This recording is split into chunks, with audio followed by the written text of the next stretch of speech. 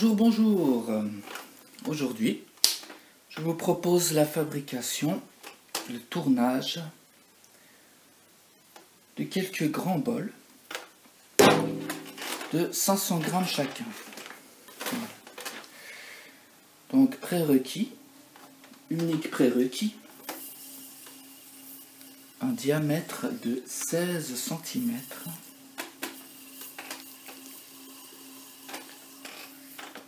Au final, on est, après cuisson, un diamètre d'une quinzaine de centimètres. Donc voilà, je monte la terre gentiment, une première fois. C'est une terre qui sort directement du paquet, donc elle est... Moi, je les aime bien comme ça, quand elles sortent à peine du paquet.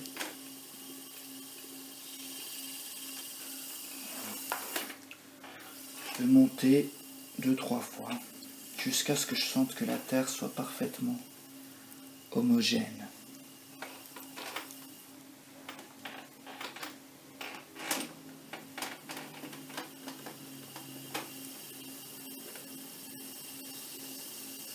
Voilà, c'est centré. On va essayer de faire un diamètre de pied de la taille du pied final à peu près. Donc sûrement plus étroit que ça.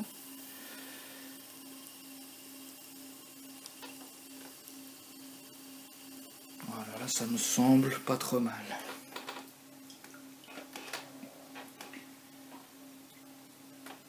Et je marque avec ce petit bout de pouce, je marque déjà le centre. Voilà, comme ça. Je mouille un peu et je vais percer gentiment. Tant que je sens que ça n'accroche pas, je continue le mouvement. Si je sens que la terre est sèche, eh bien je remouille. Voilà. Pour ouvrir, moi j'utilise les deux doigts ici et je tire gentiment.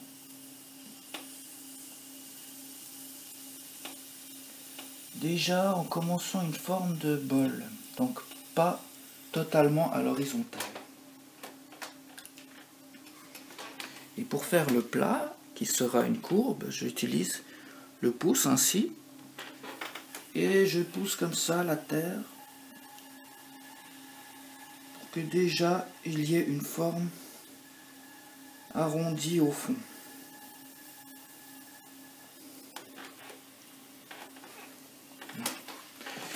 Maintenant on va baisser la vitesse. Et nous allons faire une première montée, mais gentille, hein, juste pour reformer la terre un peu. La mettre bien parallèle. Juste une montée de formation. Voilà. Et bien sûr, eh bien, je vais monter la terre comme ça en forme de cône, de cylindre, pardon. De cône ou de cylindre? Non, de cône, c'était juste.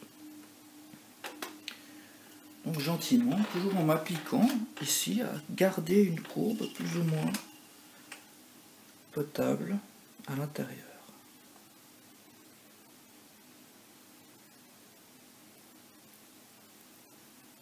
Voilà. Donc le point sur la chaîne, au moment où je vous fais cette vidéo, j'ai un abonné, un seul, que je salue cordialement. Donc cher abonné, cette vidéo t'est entièrement dédicacée. J'espère que tu vas bien en profiter. Et si elle te plaît, eh bien, fais-moi un coucou dans les commentaires. Voilà, ça me fera plaisir.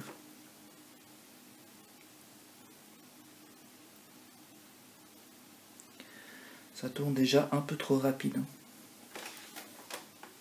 Voilà. À combien est-ce que je suis? 13 cm. J'ai mon bon bout. Je suis en train de faire une forme qu'en ce moment j'apprécie. On peut inspirer des bols japonais, donc il va falloir faire attention quand même, hein, parce que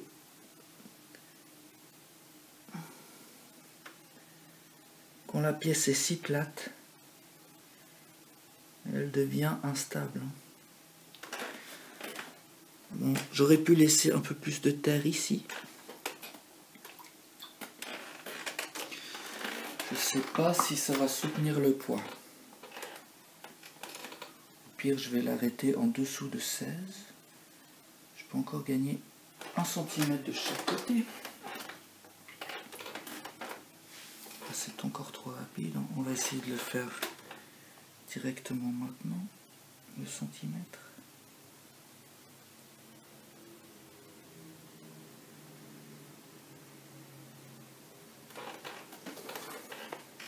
Combien je suis? 15. Aïe, aïe, aïe, aïe, il faut y aller doucement, doucement. 15, là, je crois que ça va être bon. Je crois que ça va être bien. Voilà, c'est bon. Validé. Donc on va pousser encore ici, c'est l'objectif. De pousser la terre jusqu'à ici.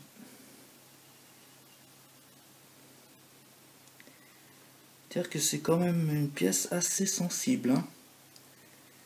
Ici on va faire un plat. L'objectif c'est de poser une engobe ici.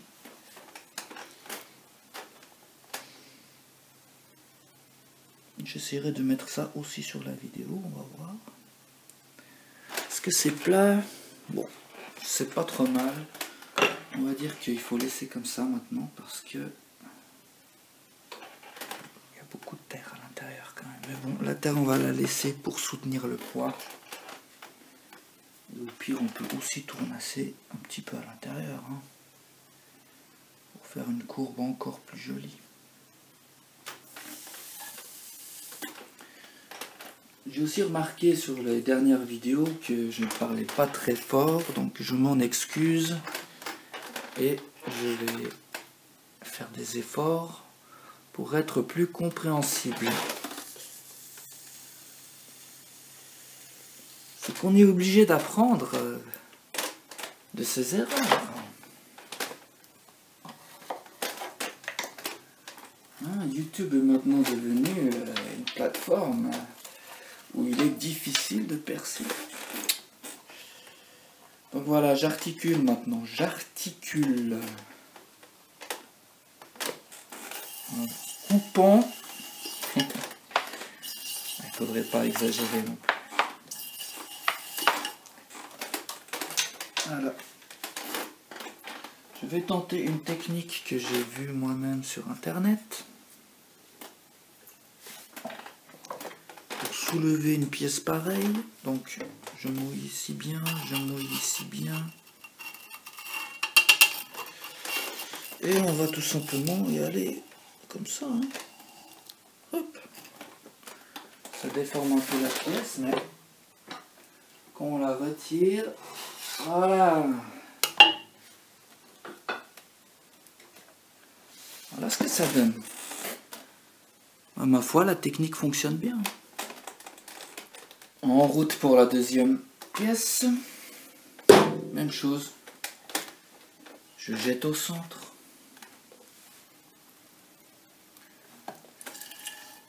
Alors, au début je me souviens quand je jetais au centre, la pièce atterrissait ici, hein. C'était rigolo.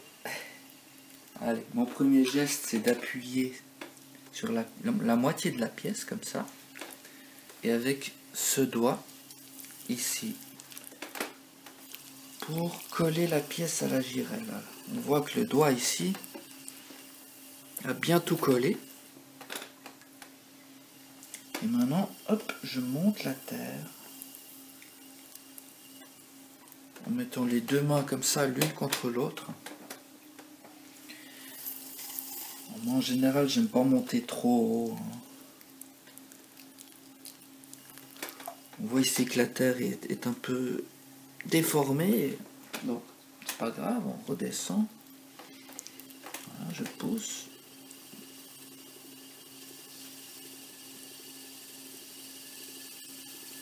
Voilà, c'est déjà pas mal. Hein. C'est déjà pas trop mal et c'est centré, donc on va laisser comme ça. Ça sert à rien de monter 6 fois. Si la terre est homogène, eh ben, une fois ça suffit, pourquoi pas. Voilà, je recentre. Et pareil, je vais percer gentiment.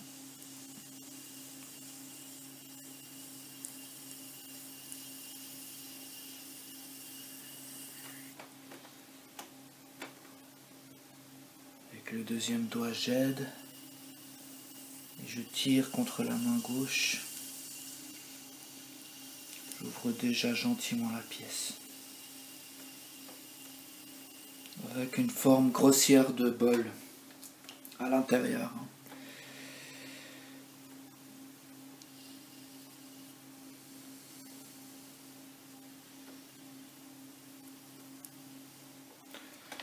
Voilà, je vais masser le fond comme ça.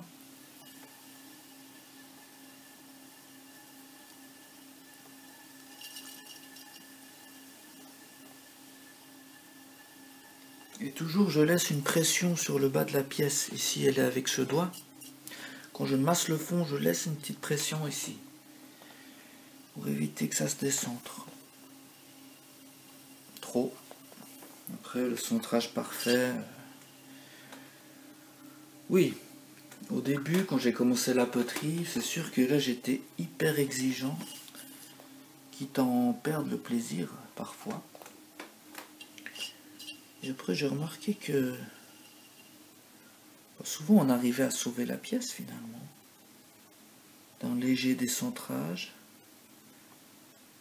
Et que parfois même les pièces ratées étaient les plus belles. Donc voilà, je me suis calmé. Allez, on va continuer à monter la terre en cylindre. Doucement. On va toujours laisser un tout petit peu plus petit en haut. Plus serré en haut. Parce que ce sera la forme finale du bol.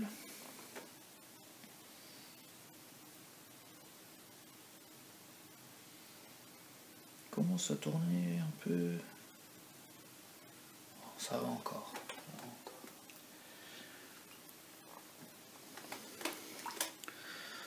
Voilà, continuons. Donc là, je vais écarter la pièce gentiment. Je parle à nouveau doucement parce que c'est une opération délicate. Donc voilà, c'est une pièce très similaire à la première, hein. Sauf que il y a un arrondi en haut au lieu d'avoir un plat. Et ouais, c'est bien ce que je pensais. Je suis à 13 cm, donc vraiment, il faut que j'ouvre encore beaucoup plus. On va le faire tranquillement. Ici, il y a bien moyen d'aller plus plat. Et plus loin ici. Voilà. Il faut pas hésiter des fois. Sinon les changements ne sont que de 2 mm. Il faut monter 500 fois. Il vaut mieux monter en 2-3 fois. Donc là nous sommes à 14,5. Encore une fois avec la même force. Je pousse le bas contre les steaks.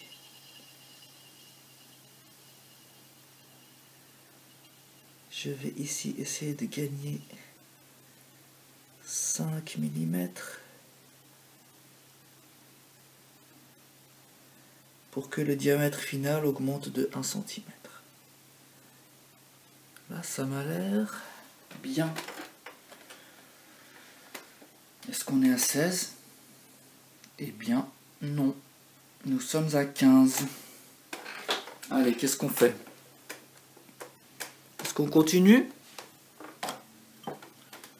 Cher abonné, qu'en dis-tu? Allez, pour toi, nous allons prendre le risque. Tu es ma motivation.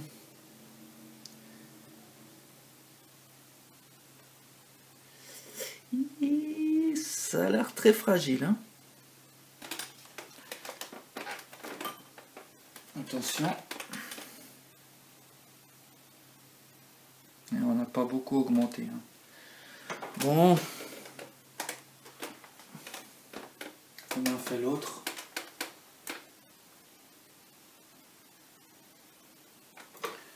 Vu qu'on retourne à l'intérieur, on va dire que c'est bon. On va dire que le diamètre est bien de 16. Mais la forme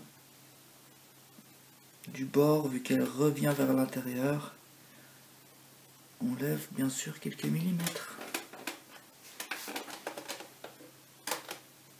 Ouais, la forme n'est pas trop mal, hein.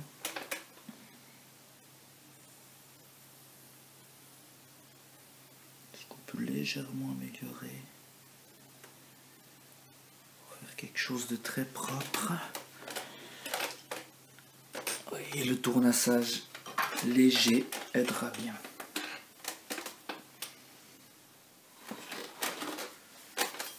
Nous sommes partis pour le tournassage. Donc,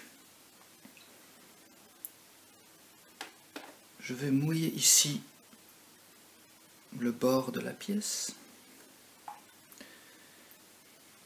C'est une technique qui me permet de ne pas utiliser de boudin pour fixer la pièce, hein. Ce que je n'aime pas faire. Ça fait du recyclage, hein, supplémentaire à faire, hein. Voilà, je mouille la girelle et je vais frotter un peu comme ça en cercle. Et à un moment donné, je vais sentir que la terre croche.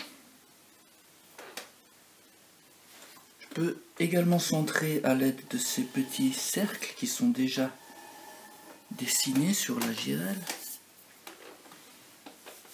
Donc là, c'est déjà pas mal, j'imagine.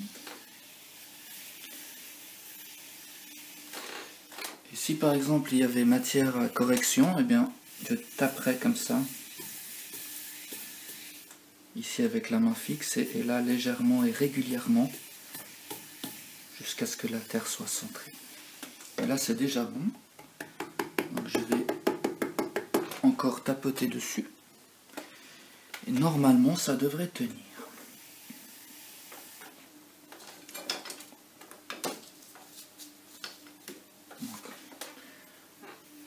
J'enlève pour commencer la terre gentiment, hein, de haut en bas pour fixer supplémentairement la pièce.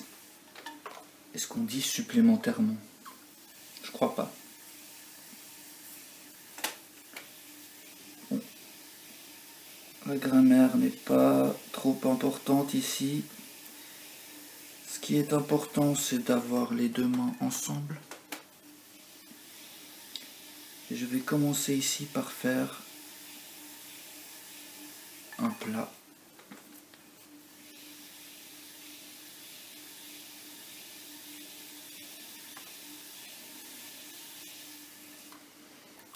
Cet outil est mon préféré pour tournasser. Il me permet d'être très précis. Et grâce à sa pointe là, il est très affûté.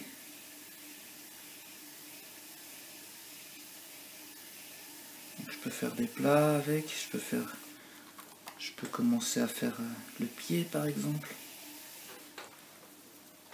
comme ceci.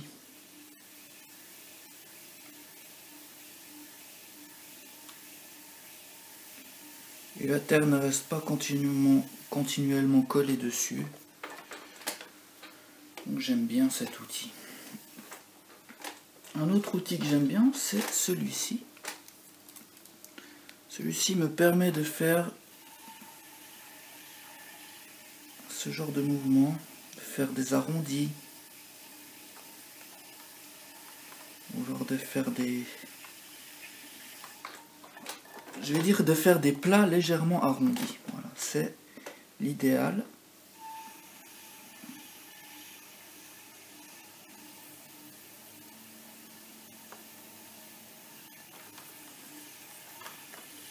Voilà, donner une belle forme. Un peu...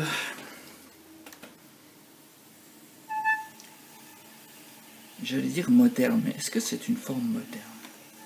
C'est plutôt une forme traditionnelle japonaise. Donc on va dire, pour faire bien, que c'est un mélange de formes traditionnelles japonaises et de poterie moderne. Voilà. C'est ainsi que je définirais cette pièce.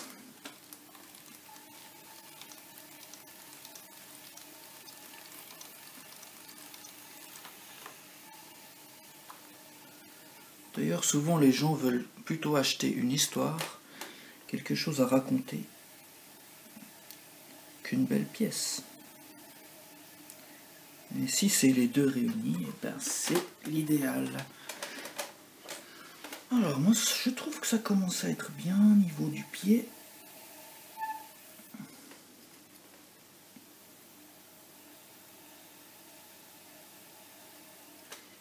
Du coup on va le laisser comme ça. Ensuite, troisième outil pour tournasser que j'utilise, c'est le plus petit, celui-ci. Et celui-ci me sert à marquer le pied avec le coin de l'outil. Voilà. Et de l'évider. Je commence par le centre et j'enlève à chaque fois à peu près... Ah, c'est dur à dire, mais je dirais 0,5 mm. Hein. Pas trop à la fois, parce que vu que la terre n'est pas fixée mécaniquement, dirais-je, sur la girelle, mais simplement par une sorte de scellé sous vide. Ah, vous devez vous dire, mais qu'est-ce qu'il raconte? Qu'est-ce qu'il raconte? Le fait de tourner la terre comme ça, de mouiller le bord et de l'appuyer, ensuite de taper dessus, ça crée une sorte de petit vide dans la pièce. Et c'est ça qui fait tenir la terre contre la girelle.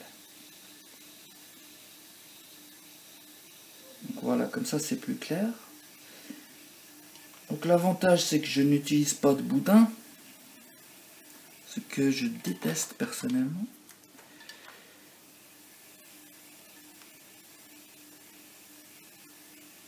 Mais le désavantage c'est que ça supporte pas les pressions extrêmes. Voilà, je contrôle le fond en tapotant. Et là on entend une sorte de toc-toc qui sonne sourd. Donc ça veut dire que j'ai encore suffisamment de terre. Je peux sans problème continuer à creuser.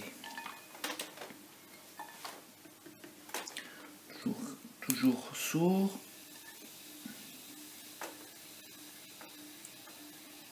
Pour faire le pied, c'est également très joli quand on fait un bol de le faire arrondi un peu ou en cône très léger plutôt que plat, de suivre un peu cet angle ici, ça serait l'idéal. C'est ce qu'on va essayer de faire.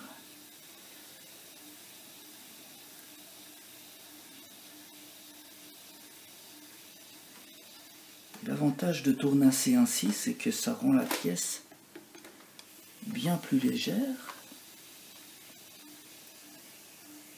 et par la même occasion plus agréable et plus esthétique. Question de goût.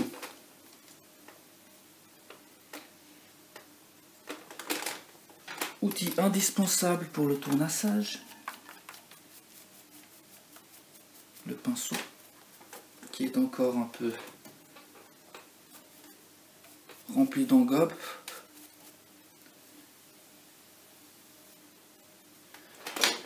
Mais qui ne doit surtout pas être humide. Donc là, le son est déjà moins sourd. Ce que je vais faire, c'est que j'ai enlevé une dernière fois. Et après, j'estime que le fond sera terminé avec une profondeur, une largeur, pardon, d'environ 3-4 mm.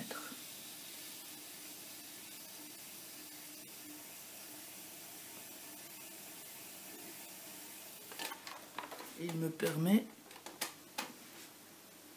de rendre le pied intérieur plus fin et plus joli. Toujours dans l'objectif de rendre la pièce plus légère.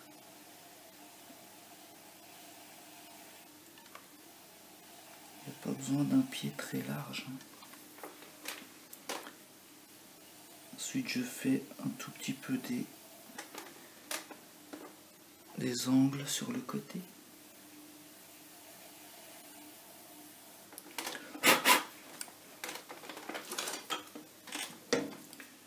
Le petit coup de pinceau.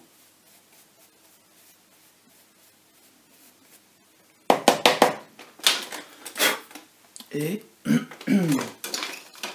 pendant que la terre est encore au stade cuir, je vais mettre une petite signature.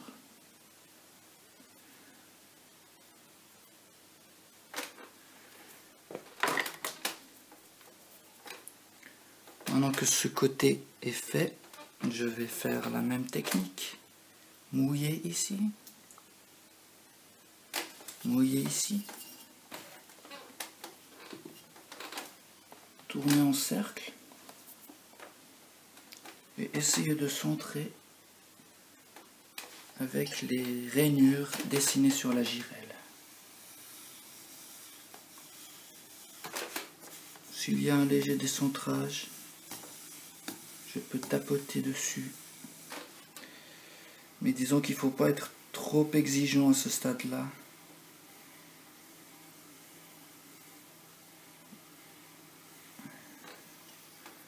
Donc ça me suffit comme résultat. En tournassant, on arrive à rendre le bord plus régulier, plus joli.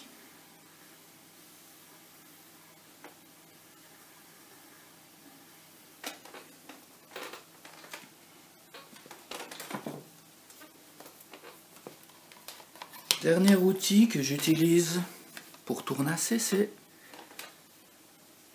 cet estèque en métal qui permet aussi de reformer légèrement la pièce. Donc si je la tords comme ça, ça fait un arrondi. Et moi j'aime bien les plats légèrement arrondis. Ou les arrondis légèrement plats. Ça, c'est une question de goût.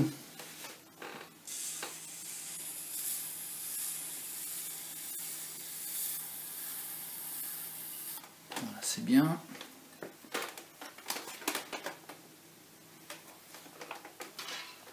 Et pour faire le bord, je mouille simplement mon doigt. Et je vais lisser comme ça. Simplement avec le doigt.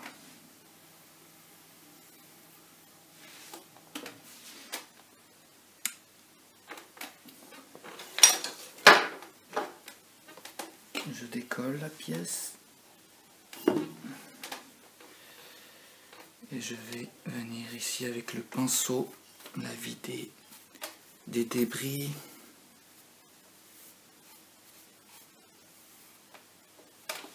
Et voilà, premier tournassage. Done, terminé. Avant de tournasser la deuxième pièce, je voulais vous montrer cette petite théière. Quand je vous avais dit que je suis dans ma période japonaise,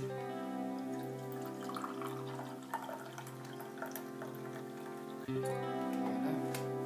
Allez, tournassons notre deuxième pièce.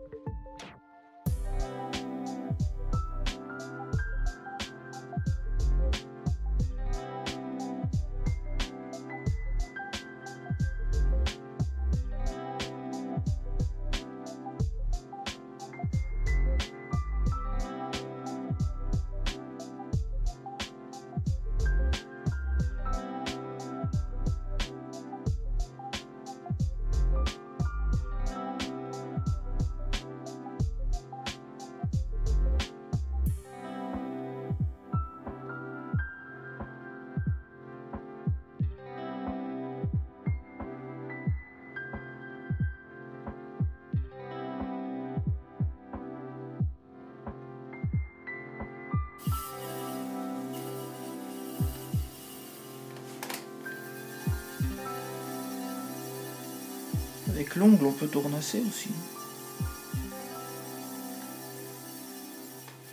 On peut lisser.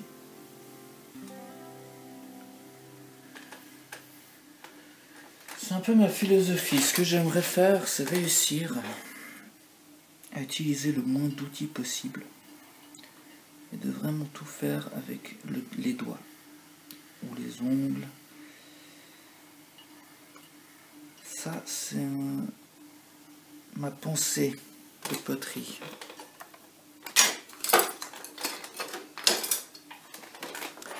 Finissons l'arrondi avec les steaks en métal, qui est pour ça idéal.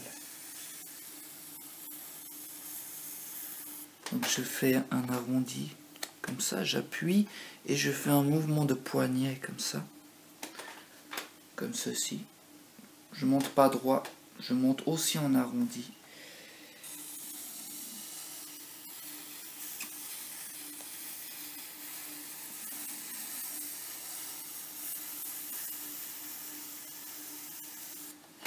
Ça fait vraiment des super courbes. Et nous y sommes, la pièce est tournassée. Dernière étape, décoller. Et la vider avec un pinceau sec. Et de préférence qui ne soit pas encore rempli de poussière d'engobe. Voilà pour l'engobage. C'est plutôt facile, hein. Donc j'ai préparé ici un engobe jaune. Je l'ai mélangé pour essayer qu'il n'y ait pas de grumeaux. Je tiens par le pied.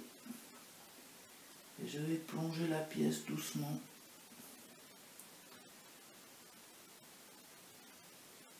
Et la retirer. Un peu, ou alors exactement comme je ferais pour un émail.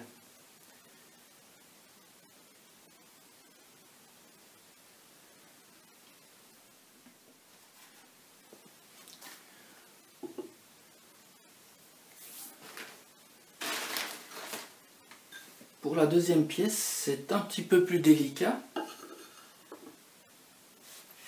parce parce que je vais la remplir. Et quand je vais la remplir d'humidité, d'eau, eh bien elle va se ramollir très rapidement. Donc il faut que je travaille vite. Je vais la remplir jusqu'au bout. Et tout de suite la vider.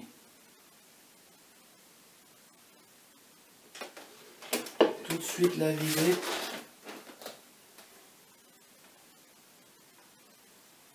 D'un coup. Voilà.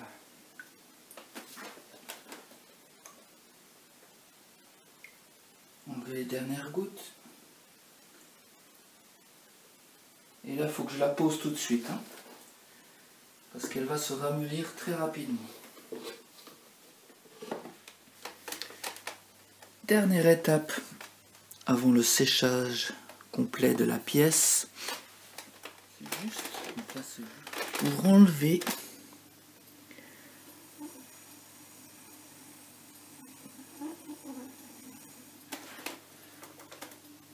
l'engobe d'une manière très régulière. Ici en bas et ici à l'intérieur.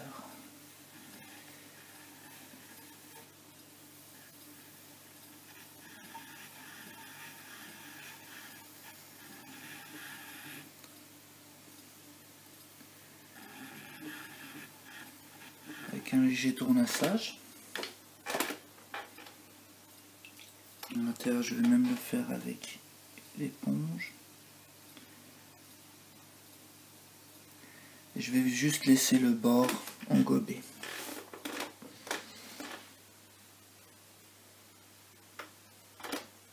Nous allons faire des rainures. L'objectif est d'en faire 4. Donc je prends le milieu, je monte d'un tout petit cran et je fais ma première rainure. Le milieu, je descends d'un tout petit cran, je fais la deuxième.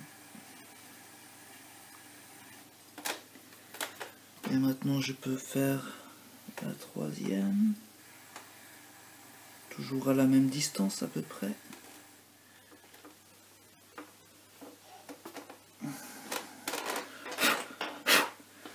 Voilà les amis, première pièce terminée. Il ne reste plus qu'à la mettre au four. Pour la deuxième pièce, ça va être encore plus rapide.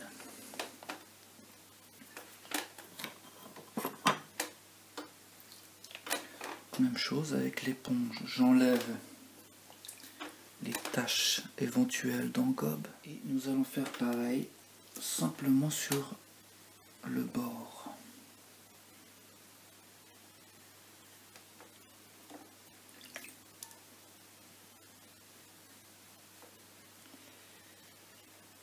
Il ne s'agirait pas d'en laisser une tache qui ressortirait quand même.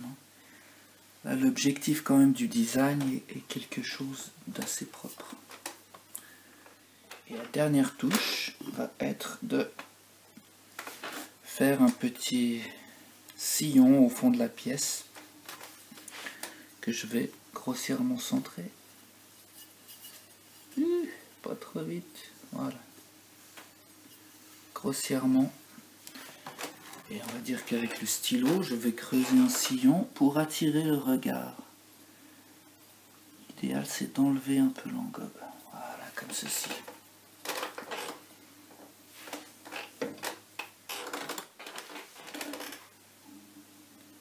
Voilà les amis. Donc, le processus de fabrication de ces deux bols est terminé quasiment. Il ne reste plus que les deux cuissons. Donc un biscuit tout simple, et puis après j'émaillerai cela, l'intérieur comme l'extérieur, avec un émail transparent. Et j'imagine que ça donnera un joli petit résultat. Si ça vous intéresse, si je remarque un engouement quelconque pour ces pièces, eh bien je vous montrerai le résultat final dans une prochaine vidéo.